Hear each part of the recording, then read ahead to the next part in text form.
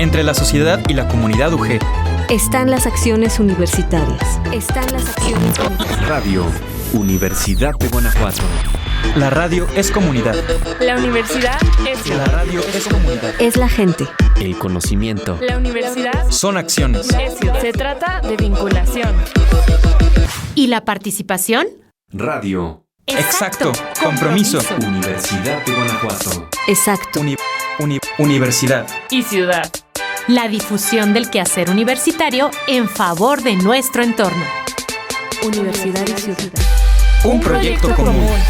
Un proyecto común.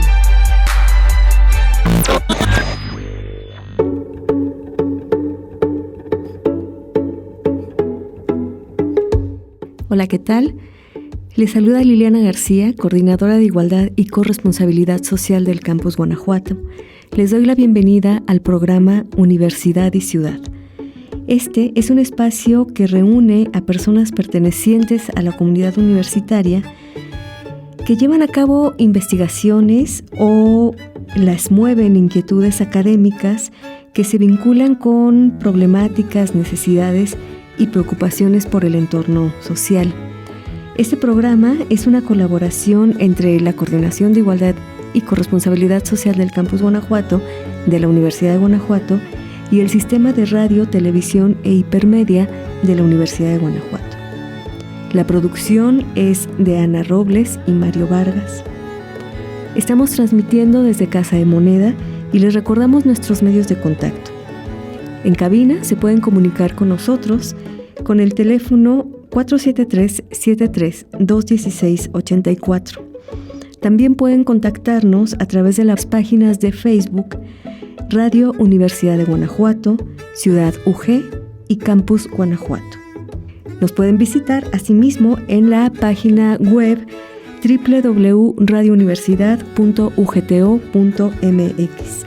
Radio y Televisión UG. Pueden sintonizarnos en el 100.7 FM y el 970 AM en la ciudad de Guanajuato capital. En León, Guanajuato, en la frecuencia FM 91.1 y en San Miguel de Allende en 91.3 FM. Les invitamos a descargar la aplicación para iOS y Android Radio y Televisión UG. Desde esta aplicación ustedes podrán escuchar la programación en cualquier momento y en cualquier parte. Les anunciamos que este programa estará en el futuro próximo, en algunas plataformas digitales como iVoox y Spotify, para que estén atentos.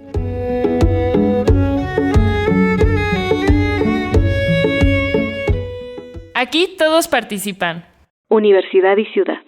Este programa, Universidad y Ciudad, a lo largo de 5 episodios, estará compartiendo con ustedes el conocimiento o reconocimiento de algunos proyectos que cultivan el compromiso social y la investigación especializada. Algunas veces escucharemos proyectos que son iniciativas que surgen desde el ámbito académico, universitario, y desde el cultivo de estas investigaciones, los y las profesoras o personalidades de la universidad voltean su mirada, dirigen su mirada hacia aspectos sociales. Otras veces es el camino inverso. Sectores sociales solicitan el acompañamiento de la universidad. Ese es el caso del programa del día de hoy. El gobierno municipal de Salamanca, del municipio de Salamanca, se acercó a una de nuestras profesoras investigadoras para que apoyaran en la elaboración de un programa de prevención de la delincuencia.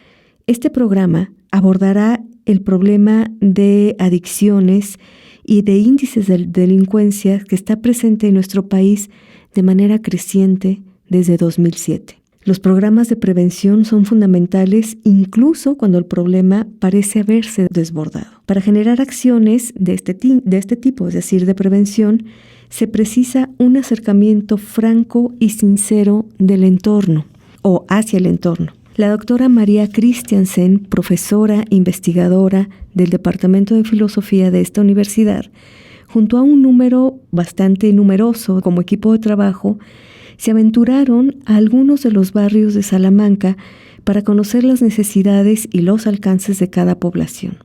Tras un acercamiento continuo, Un estudio desde la epistemología, la psicología y la sociología elaboraron un diagnóstico que precedió a las acciones de prevención, las cuales titularon Yo Soy Prevención.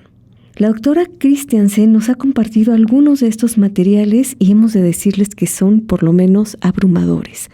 Es una larga carrera, un largo camino de preparación y de acciones que dieron como resultado estas propuestas de acción de intervención.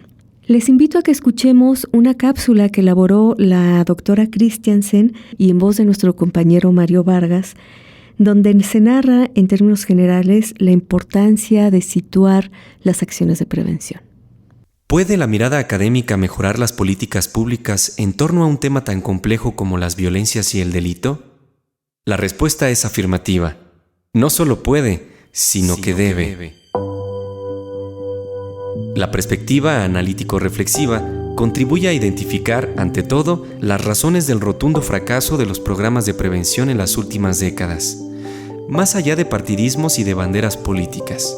El nudo gordiano de la prevención no es solo quién la hace, sino el cómo. En tal sentido, es indispensable preguntarse seriamente si la mayoría de las acciones de prevención de la violencia no acaban siendo, al final de cuentas, sutiles dispositivos de control social. Por otra parte, también cabe preguntarse si la importación de modelos estandarizados de prevención no es parte del problema. Generalmente, los programas más promocionados han sido diseñados para intervenir en escenarios conflictivos que tienen muy poco que ver con la realidad observada microscópicamente.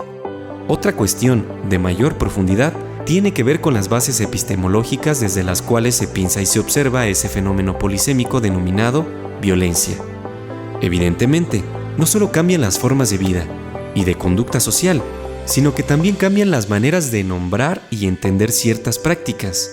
Uno reacciona a lo que interpreta, y es menester que todo programa de prevención de la violencia comience por tratar de comprender qué significa esa generalidad llamada violencia para el grupo de personas sobre las cuales pretende incidir. Si tenemos en cuenta que los programas de prevención se dirigen mayoritariamente a niñas, niños y adolescentes, es importantísimo reconocerlos como sujetos constructores de sentido, sujetos epistémicamente activos, capaces de producir ideas incubadas en el horizonte hermenéutico que les es propio. Pero, entonces, necesitamos dejar de pensar en la prevención como mera psicoeducación, enquistada en actividades de adoctrinamiento rotulado de terapeutización, como las típicas charlas que recurrentemente se dan en las escuelas, creando atmósferas adultocéntricas que no invitan más que a mirar el reloj, esperando que la letanía del discurso se acabe lo más rápido posible. El motor de un programa de prevención dirigido a jóvenes es el aprendizaje significativo. Dicho motor no funciona con la imposición, sino con la automotivación. En la infancia y en la adolescencia, esa automotivación germina desde la inagotable capacidad lúdica. Los infantes aprenden jugando, y en la adolescencia, esa capacidad creadora del juego cambia, pero de ninguna manera se agota. Cuando la doctora María Christiansen, del Departamento de Filosofía de la Universidad de Guanajuato, recibió la invitación de la alcaldesa del municipio de Salamanca, 2018-2021, licenciada Beatriz Hernández, a través del director del DIF municipal, para implementar un programa de prevención de la violencia, estas cavilaciones se convirtieron en convicciones rectoras. Así, nació un programa denominado #YoSoyPrevención, desarrollado desde julio del 2019 hasta octubre de 2021. Se conformó un equipo de trabajo multisectorial que se propuso unificar los esfuerzos de distintos actores de la sociedad, gubernamentales y no gubernamentales. Dicho programa, cimentado en un riguroso diagnóstico elaborado a través de entrevistas profundas con informantes claves de la población salmantina, tuvo un carácter eminentemente local.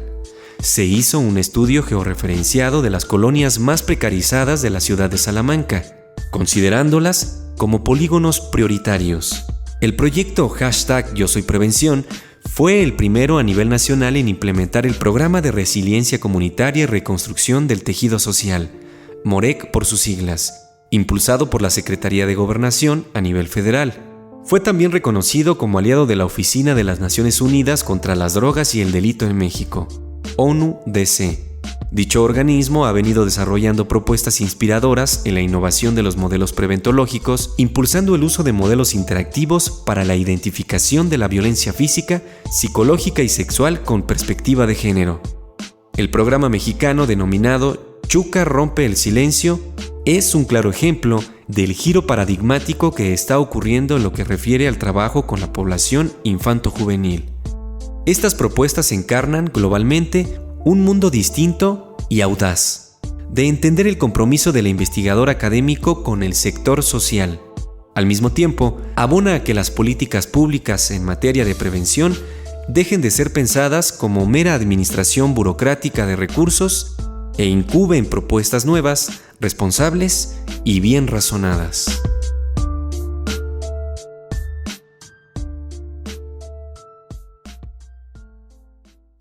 Acciones universitarias. Tenemos en cabina la presencia de la doctora María Christiansen.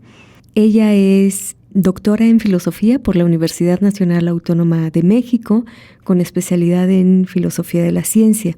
Actualmente es profesora investigadora del Departamento de Filosofía de la Universidad de Guanajuato, donde imparte las materias de razón cognoscitiva y algunos seminarios especializados en filosofía y psicoanálisis y filosofía de la ciencia.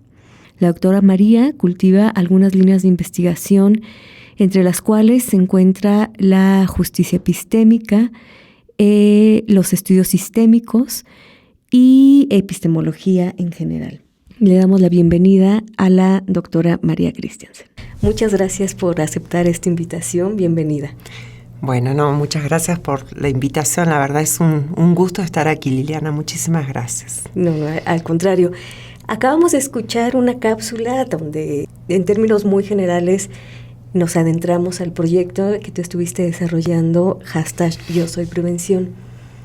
Cuéntanos, María, ¿cómo fue que te contactaron las personas del gobierno municipal de Salamanca? Más o menos, ¿cuáles fueron sus peticiones? ¿Y qué pensaste tú al respecto de una problemática como la que estamos viviendo? Bueno, es muy buena pregunta, Liliana, porque de alguna manera permite hacer una recapitulación que tiene aspectos interesantes, al menos para mí lo fue así, ¿no? Esto fue en el año 2019, a mediados, yo recibí la invitación. Bueno, uno generalmente en la vida académica recibe varias invitaciones para participar en diferentes eventos. Pero en este caso, la invitación al principio, pues para mí quizás lo interpreté como algo relacionado con la capacitación, el formar desde el punto de vista quizás teórico, epistemológico a personas que estaban trabajando en problemas de violencia.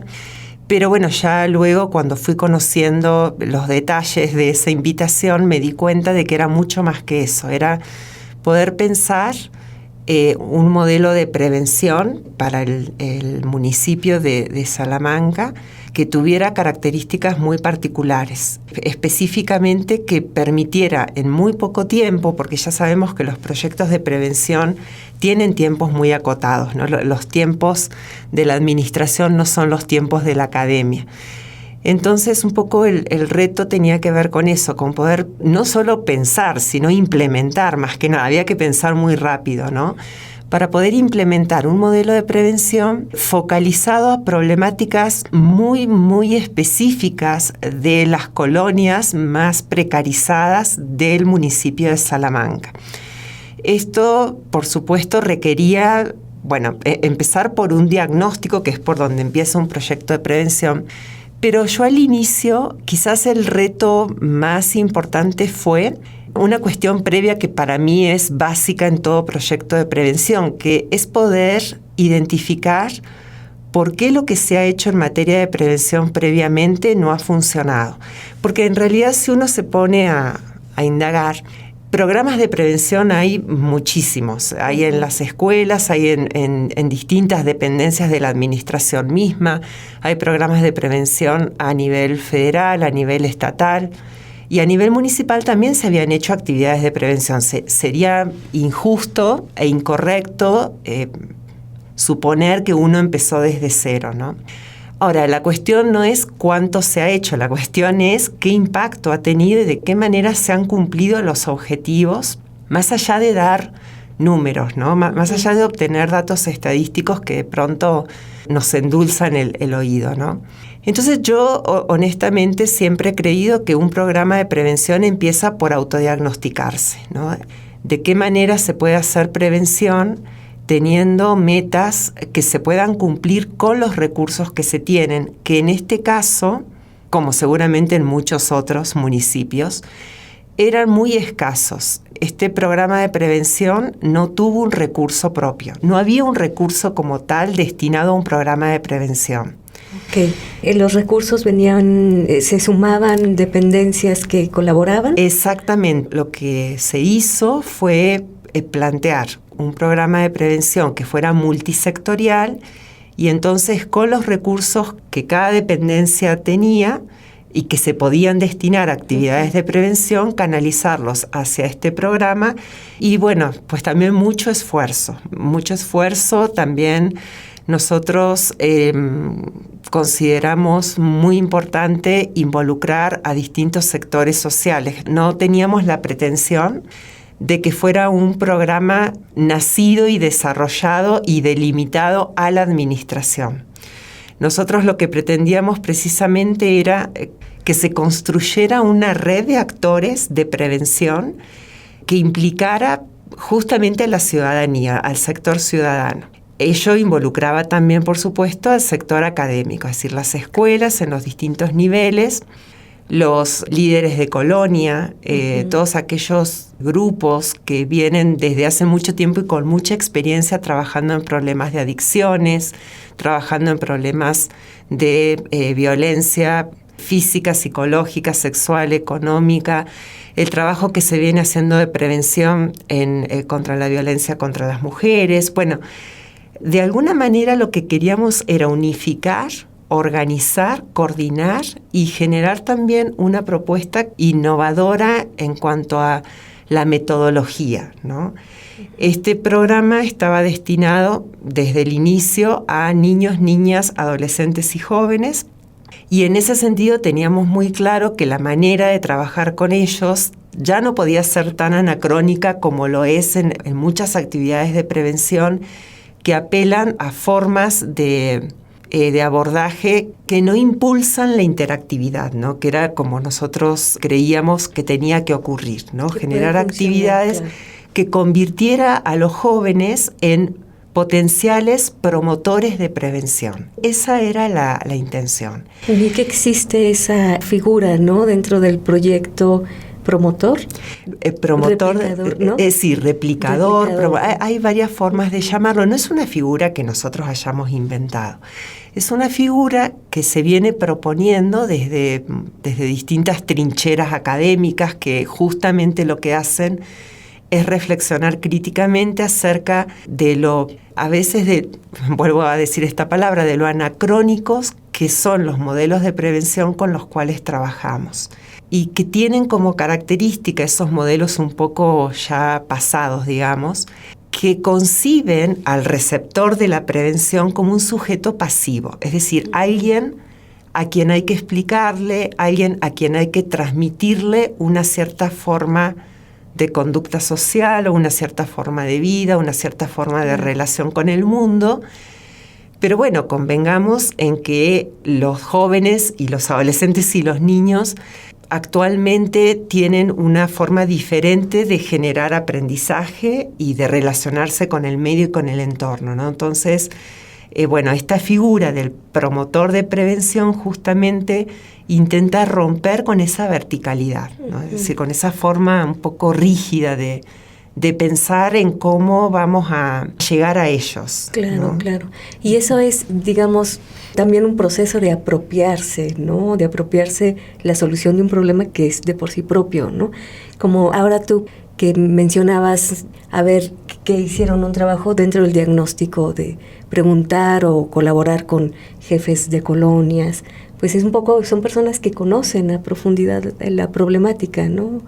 Y que lo han estado trabajando desde hace tiempo, que ha sido una preocupación de hace tiempo. Y por otra parte, estos replicadores, pues es que las personas que están dentro de la comunidad participen activamente en un programa de prevención que también los incluye incluso desde el propio diseño. Eso es bastante interesante, María, del trabajo que nos presentas. A ver, cuéntanos, imagino que tenías como ejes de trabajo, ejes de preocupación y también estrategias por cada uno de ellos, y que bueno, cada eje imagino yo que estaba relacionado, ¿no? entre sí. Cuéntanos más o menos esas ideas rectoras más bien del proyecto. Sí, en ese sentido que tú planteas la pregunta, Liliana, nosotros tratamos de tener desde el principio como una visión bastante compleja de las problemáticas. A veces, una característica de los programas de prevención es que trabajan separadamente los problemas. Es decir, hay programas que se dirigen a la prevención de adicciones, hay programas que se dirigen a la violencia en el noviazgo, hay programas que se dirigen al embarazo adolescente. Bueno,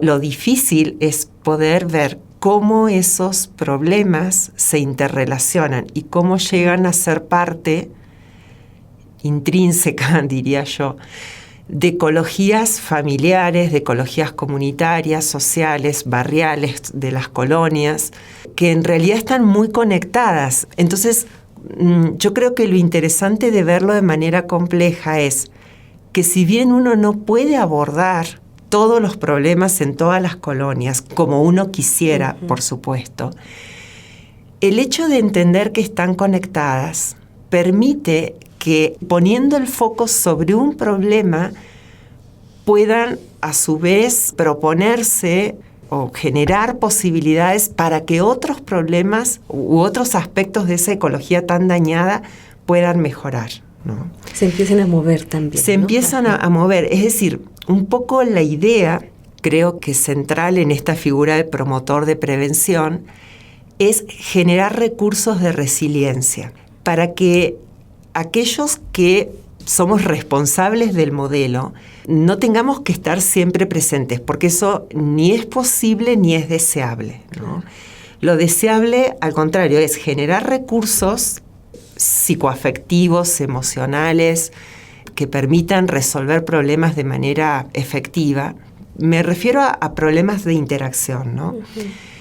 Que se puedan replicar, ¿no? Y que en ese sentido ellos sean capaces de construir redes que hagan de contención, digamos, ante problemas que siempre se van a ir suscitando, porque creo que sería demasiado idealizador creer que porque un programa de prevención ha tenido cierto éxito, por ejemplo, ante un determinado problema en determinado sector de la ciudad o de una comunidad, creer que esa situación va a ser eterna, ¿no? Claro. No, lo más probable es que otro tipo de problemática, la realidad es dinámica, ¿no? Pero entonces un poco el propósito aquí es, o era en el contexto del programa, generar recursos que quedaran, claro, digamos, disponibles en esa red de prevención. Como una cultura de la prevención. Exactamente, digamos, ¿no? Exactamente. Sí. Entonces un poco esto pues implica tener una mirada en el mediano y largo plazo, ¿no? Porque esto obviamente no se hace de la noche a la mañana. Claro, porque también no empezó de la noche a la mañana, ¿no? Exacto. Fue un largo proceso para Claro, y la intención mayormente era, con lo que ya se había hecho, poder capitalizarlo para que ese trabajo, porque en realidad eso fue una sorpresa muy grata, ¿no? El darnos cuenta de que en realidad, aunque muchas veces no lleve el rótulo de programa de prevención, la gente en su ámbito muy local, ¿no? Genera estrategias de cuidado, de solidaridad, ¿no? de un vínculo orgánico de ayuda, aunque no lo llamen prevención y aunque no esté ni siquiera formalizado, ¿no? Entonces, lo interesante aquí era poder primero detectar esas estrategias que eran autoimplementadas, ¿no? En cada espacio y, bueno, poder visualizarlas, porque esto genera la posibilidad de un empoderamiento sano, ¿no? El poder ser vistos no como ciudadanos que están en el foco del problema y a quienes hay que ayudar, que es una condición paternalista. Exacto, ¿no? Sino el poder ser vistos como actores sociales que saben hacer y que con la ayuda que se les pueda dar desde otros sectores sociales pueden hacer incluso más y pueden apoyar a otros grupos que quizás tienen otros recursos distintos, pero no los que ellos tienen, ¿no? Entonces, esto creo que también para quienes participaron en el programa, pues es una manera diferente de vivirlo. Creo que fue una experiencia distinta a la de otros programas de prevención. Es difícil no emocionarse cuando revisamos el proyecto, María. Bueno, vi que hay entre las acciones, las estrategias, había talleres de arte, concursos de rap, rodadas, ¿no?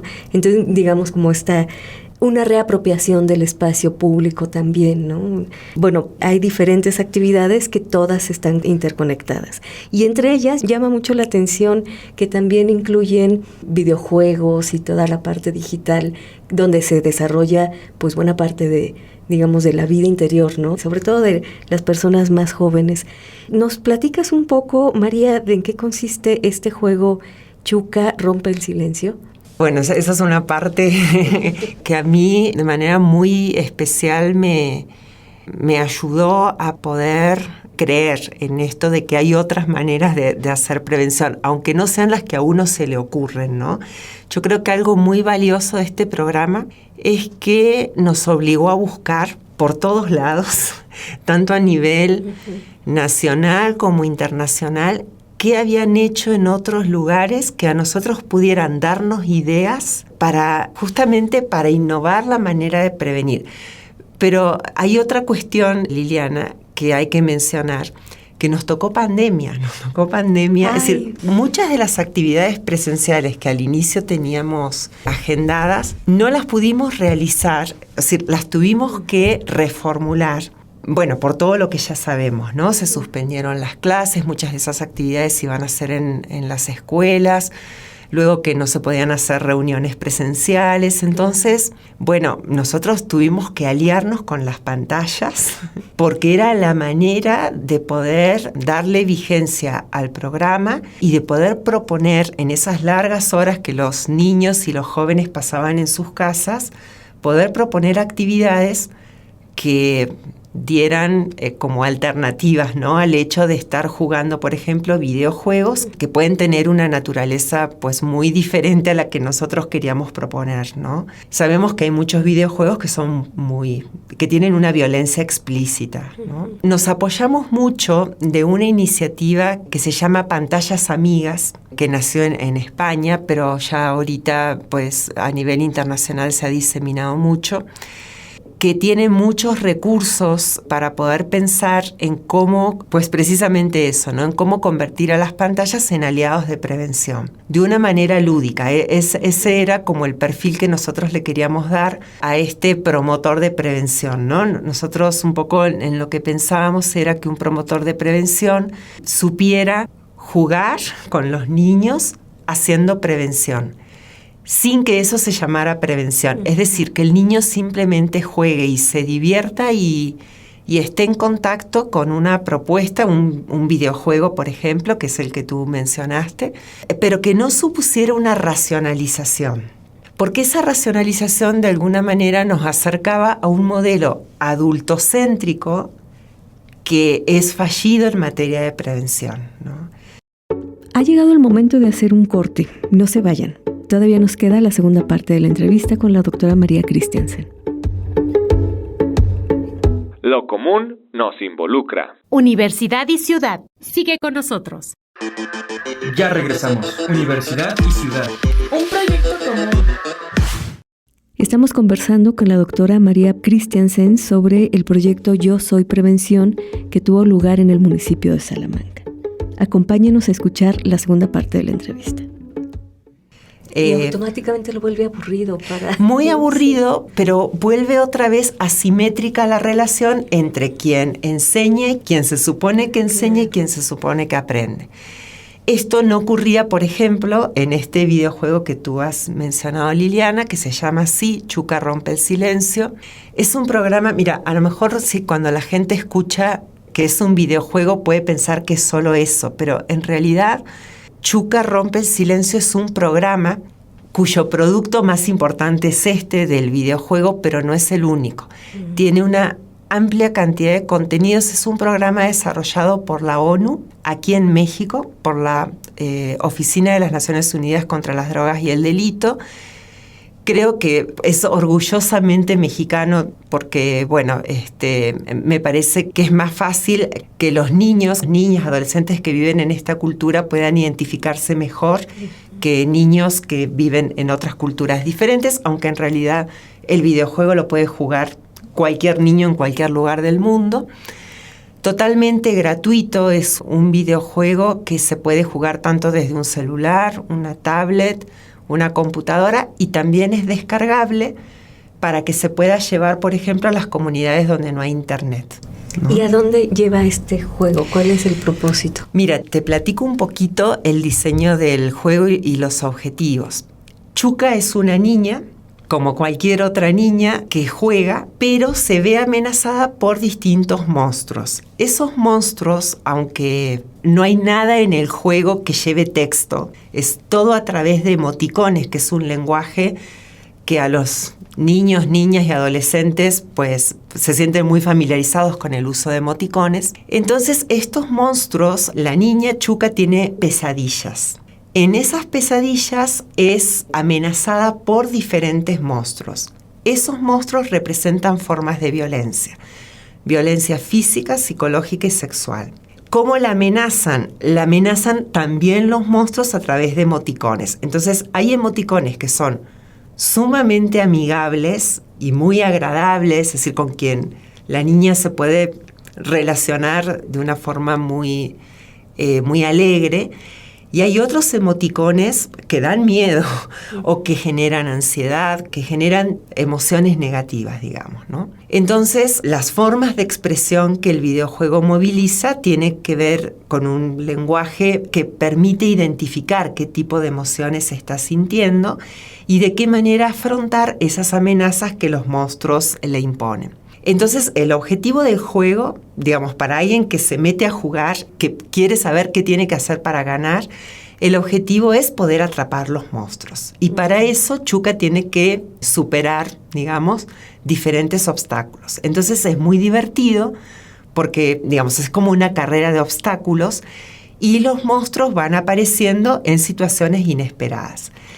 Cada vez que Chuca logra vencer un monstruo, lo coloca en su bestiario. Y entonces, cuanto más monstruos acumula, más puntos va ganando. Hay diferentes formas de ganar puntos, los puntos tienen recompensas y los niños y niñas pueden jugar solos o pueden competir también, a ver quién acumula más monstruos, quién logró atrapar a tal monstruo, quién tiene más monstruos en el bestiario, etc. Entonces, pues es un juego que tiene 7 niveles. Cuando el niño o la niña ingresa por primera vez, genera un usuario, que ese va a ser el usuario con el cual figure, digamos, dentro del juego, y dice cuál es su edad y su fecha de nacimiento. A partir de esa edad, automáticamente el juego le asigna un nivel. Porque no todas las formas de afrontamiento de las violencias son iguales. Este juego es recomendable para niños y niñas de 6 a 12 años. Nada impide, por supuesto, que lo jueguen niños o niñas o adolescentes más bien de más de 12 años. Pero digamos, la edad ideal es esa, por eso es un recurso didáctico importantísimo para la escuela, ¿no? ¿Y qué logras ver? Es posible detectar la violencia, ¿no? Si quien está jugando ha sido receptora de violencia, ¿no? Decías en algún momento a través de este juego. ¿Sí es así? Es así, algo que es fácilmente visualizable durante el juego es cómo hay niños o niñas que son muy rápidamente vencidos por un monstruo. Es decir, que no logran encontrar recursos de los muchos que hay porque hay una fábrica de emoticones. Entonces es muy interesante porque los niños no solo pueden, es decir, el jugador, la jugadora, no solamente puede usar los emoticones que ya hay, sino que puede inventar emoticones combinándolos. Pero ocurre que a veces los niños, las niñas, usan emoticones que los favorecen y otras veces usan emoticones que hacen que el monstruo se moleste más o que hace que el monstruo amenace con tomar represalias. Por ejemplo, contarle a los papás.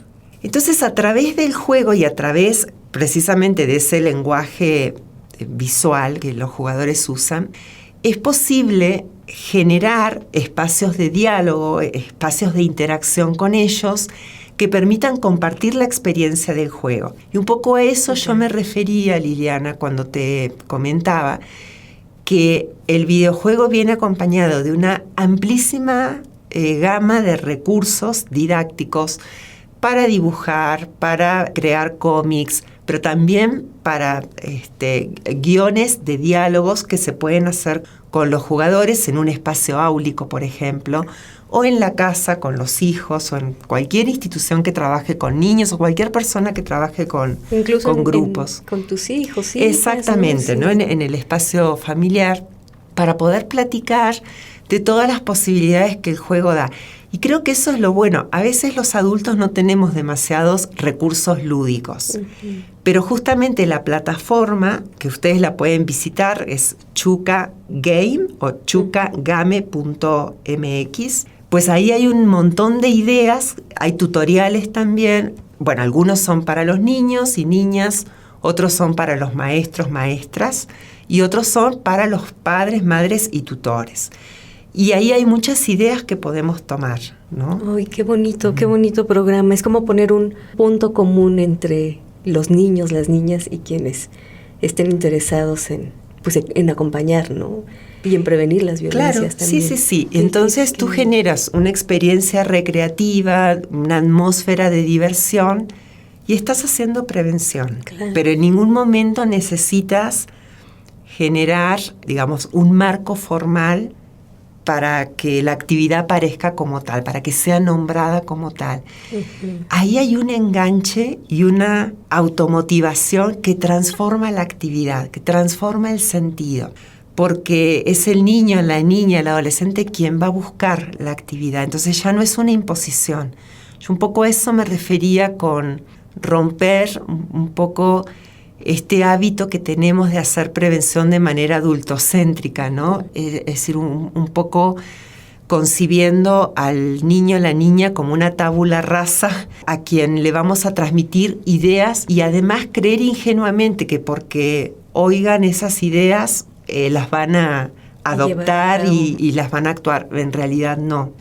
Pero con Chuca Rompe el Silencio quizás se abre la posibilidad de un vínculo, ¿no? Se crea un vínculo a través del juego y del diálogo que se desarrolla a partir del juego. Claro. Interesante. Sí. Y por eso yo creo que probablemente, y yo espero realmente que así sea, haya otros recursos como el de Chuca. Me parece que este es muy innovador y sería muy interesante que en todo el mundo, ¿no?, la gente lo conociera. Y también que se crearan videojuegos de este tenor, ¿no? Hay otra plataforma que se llama Tac Tac Tac, que también es una plataforma que tiene muchísimos videojuegos, tanto para uso escolar como también de educación socioemocional, que tiene un enfoque de pedagogía terapéutica. Todo esto es absolutamente gratuito. No hay nada de esto que suponga, digamos, un interés lucrativo, ¿no? Sí, entonces, son programas de prevención. Son programas de prevención diseñados de una manera muy seria, muy razonada, y yo creo que no aprovechar esto, Liliana, de verdad me parece un desperdicio. Vale la pena hablar de estos juegos, ¿no?, en todos los lugares donde se pueda. María, muchísimas gracias. Nos quedamos con muchas más preguntas, pero bueno, se nos acaba el tiempo. Me gustará mucho tenerte de nuevo acá en cabina para seguir platicando. Cuéntanos ya un poco para ir cerrando, ¿qué pasó con el proyecto Yo Soy Prevención? Entiendo que ya cerró esa etapa, pero no sé, quizás se puede replicar en otros espacios. ¿Qué has pensado? ¿Qué pasó y qué pasará? Sí, terminó cuando terminó la administración de la licenciada Beatriz Hernández. Terminó en octubre del 2021. Pero el proyecto está, cualquiera que quiera conocer el proyecto, porque como vos bien mencionaste, Liliana, creo que los proyectos se pueden adaptar a realidades distintas, pero es muy útil tener una base y una experiencia que contar, ¿no? Yo creo que posiblemente en el municipio de Salamanca quedaron muchas cosas que se podrían haber mejorado y que se podrían haber hecho si hubiéramos tenido más tiempo, pero quizás una propuesta como esta pueda ver la luz nuevamente. Varias de las cosas que nosotros hicimos continúan. Por ejemplo, en la última etapa estuvimos trabajando con un proyecto de gobierno federal, que es el modelo de resiliencia comunitaria y reconstrucción del tejido social. Ese modelo sigue, de hecho se está desarrollando en muchos municipios y será muy interesante ver qué pasa. A nosotros nos fue muy bien en Salamanca con ese modelo. Logramos hacer actividades que realmente fueron muy, muy fructíferas. Esa es otra figura muy interesante, ¿no? El promotor de resiliencia comunitaria. Entonces, bueno, hay muchas cosas nuevas en materia de prevención que están surgiendo y creo que esto también nos da la posibilidad de que nos demos cuenta de que lo que hacemos en la academia, que a veces parece muy abstracto y muchas veces muy idealizador, ¿no? Con poco contacto, ¿no? Como con poca sensibilidad hacia los problemas muy graves que existen no solo en la comunidad, sino en los programas mismos, ¿no? Precariedades que no son solo económicas, que son también muchas veces de recursos metodológicos, de recursos epistemológicos.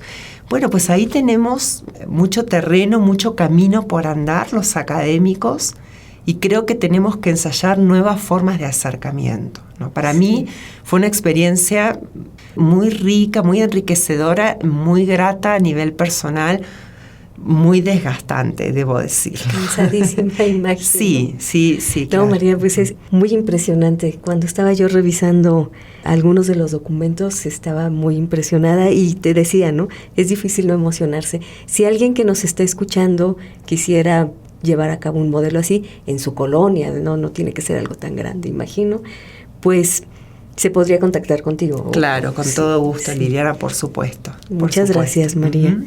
Bueno, pues te agradezco y esperamos encontrarnos pronto por acá. Bueno, muchísimas gracias por este espacio, Liliana, lo he disfrutado mucho. Gracias. Yo también, gracias a ti. Tú y yo somos Un proyecto común. Una de las partes más importantes de todo proyecto es la reunión de personas que se conjugan en torno al mismo.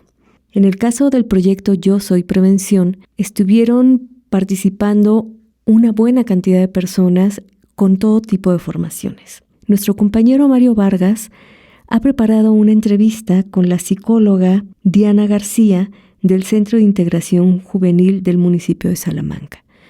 En esta entrevista podemos complementar algunas de los datos y de la información que hemos conversado hasta ahora, y será muy enriquecedor escuchar también la voz de la psicóloga Diana. Escuchemos. Agradecemos a la licenciada en Psicología Diana García por concedernos esta entrevista telefónica. Al contrario, a ustedes, María. Bueno, pasando a materia, ¿cómo fue que te enteraste de este proyecto y por qué decidiste participar en el proyecto Yo Soy Prevención? Ok, mira, el proyecto en sí ya lo venía manejando lo que era el municipio de Salamanca. A nosotros se nos hizo la invitación, formamos parte de Centros de Integración Juvenil y pues nos llegó la invitación de poder participar en dicho proyecto que pues lo había desarrollado municipio. Éramos pues de la única institución, creo que fuera del municipio, que estuvo participando. Gozamos quizás de ese privilegio que nos pudieran invitar, y fue la manera en la que pudimos llegar a esta participación, y la verdad es que fue bastante enriquecedor poder participar en este evento de Yo Soy Prevención. Se aprendió bastante. ¿Cuáles fueron las actividades en las que participaste dentro del proyecto? Okay, las actividades, pues bueno, estuvimos presentes dentro de la rodada que hubo con todas las familias salmantinas que nos acompañaron. Estuvimos también por parte de diferentes stands que se llevó a cabo de Centros de Integración Juvenil. Había manualidades, había actividades de que le hace falta a tu casa, enfocada más a las familias, había actividades para los niños también, todo preventivo de cómo desarrollar tus factores de protección, cómo poder apoyar a tu comunidad, cómo poder poner límites, reconocer emociones, y pues también teníamos nuestro stand de información dando a conocer el centro, a qué nos dedicamos, qué población atendemos, cómo nos pueden contactar, y pues prácticamente a grandes rasgos eran las actividades que por parte de sí, que era lo que estuvimos promocionando en el proyecto de Yo Soy Prevención. ¿Cómo fue tu participación, Diana, dentro de las actividades? ¿Fue en la organización o en la implementación? Fue sobre toda la implementación. La organización ya la tenía lo que era nuestra directora de CIJ, la licenciada María Elena Becerra, y ella fue la que nos estuvo destinando lo que fueron las distintas actividades, tanto a mí como a mis demás compañeros, para poder decidir qué actividades iba a llevar, cuáles impactaban más, y pues prácticamente fue muchísimo de participación, de contacto con las personas, de poder acercarnos a la gente, y que la gente también pudiera acercarse con nosotros para poder pues entablar mejor esta comunicación y poder hablar también de CIJ. ¿Cuál fue la respuesta por parte de la sociedad salmantina? Pues podría decir que fue bastante buena. Ha sido de los eventos en el que más gente ha participado, al menos de los que me ha tocado estar presente por parte de CIJ, y estuvo repleto de familias salmantinas, había absolutamente de todos y todos muy participativos. Tanto estaban con nosotros como también en las demás dependencias del Instituto de la Mujer, de Secretaría de Salud y todos los demás que participamos. Y estaban, la verdad, bastante interesados, preguntaban, tenían dudas, los pequeñines jugaban con nosotros, mientras las mamás iban a manualidades, buscaban información. Pues la verdad que estuvo muy dinámico todo. ¿Cómo evalúas el desempeño de las actividades y su impacto o trascendencia social? Lo evaluaría bastante bien. Creo que la organización en un macroevento no es sencilla, y siempre tiene como sus fallas, ¿no? Es parte de, pero creo que en esta ocasión fue una muy buena organización, tanto por parte del municipio como por todas las dependencias. Los demás participantes también estuvieron bastante activos, el impacto fue muy bueno, la verdad es que había bastante gente, pudimos llegar a muchísimas personas, que era lo principal, ¿no? El poder pues incluir a la gente, el que puedan conocer qué programas y qué cosas se podría llevar a cabo dentro de la sociedad salmantina, y la verdad es que estuvo bastante bien, muy agradecida por eso. ¿Cuál consideras que sea la importancia de la implementación de estos proyectos, Diana? Pues yo creo que sobre todo el tejido social, también el poder rescatar todos estos factores de protección que como comunidad salmantina tenemos, el poder darle un giro, quizás ya no voltear a ver tanto la violencia, sino que también hay una manera de prevenirla, el no voltear a ver las adicciones, sino también cómo prevenirla, qué tengo yo para hacerlo, qué tiene mi comunidad, qué tiene mi familia, qué tiene mi colonia, ¿no? Entonces, creo que por esa parte fue bastante importante, que todavía hay muchas cosas que mejorar, que hay manera de seguir creciendo como sociedad salmantina y que podemos prevenir también muchas cosas que están en nosotros y en todos poder llevarlo a cabo. ¿Consideras que es un proyecto que deba continuar? La verdad es que sí. Sí impactó bastante, sí considero que se puede continuar, mejorar también, sobre todo es un área de oportunidad y de crecimiento, entonces que se pueda llevar a cabo, seguir mejorándolo, seguir llegando a más personas, invitar a más instituciones y pues seguir construyendo toda esta sociedad salmantina en Yo Soy Prevención, que es lo primordial. ¿Tienes, Diana, algo en especial que quieras comentar con el público de Radio Universidad de Guanajuato? A grandes rasgos, fue una experiencia bastante enriquecedora, tanto personalmente como laboralmente hablando, profesionalmente en ese aspecto, y nos ha agradado muchísimo el convivir con la gente, el ver a todas las familias participando en la rodada de Yo Soy Prevención, a los pequeñines que eran los que encabezaban este evento, y pues sobre todo la respuesta de la gente fue bastante enriquecedor. Por algún momento pensamos que no iba a llegar personas por cuestiones de pandemia, por cuestiones del cuidado, aparte de que se llevaban todas las medidas de sanidad que estaban destinadas, pero hubo bastante respuesta, fue la verdad muy muy buen evento y se concluyó pues de la mejor manera. ¿Te gustaría participar nuevamente en el caso de que se diera una nueva organización o continuación de Yo Soy Prevención, ya sea en Salamanca o en algún otro municipio de Guanajuato? Sí, claro, por supuesto. La propuesta está completamente abierta. Te repito que la experiencia fue bastante buena, entonces sí me gustaría mucho volver a participar. Te agradezco muchísimo el que nos hayas tomado la llamada. No, pues al contrario, muy agradecida con todos ustedes, con todos los que nos escuchan y pues al contrario, muchísimas gracias por tomarse este tiempo. Llegamos así al final de este primer episodio de Universidad y Ciudad. Agradecemos a la doctora María Christiansen, a la psicóloga Diana García, a nuestro compañero Mario Vargas por la lectura de la cápsula y la realización de la entrevista, a nuestra compañera Ana Robles por la realización.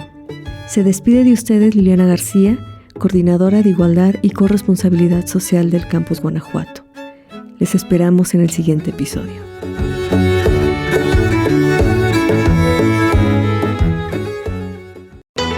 Universidad y Ciudad. Un proyecto común.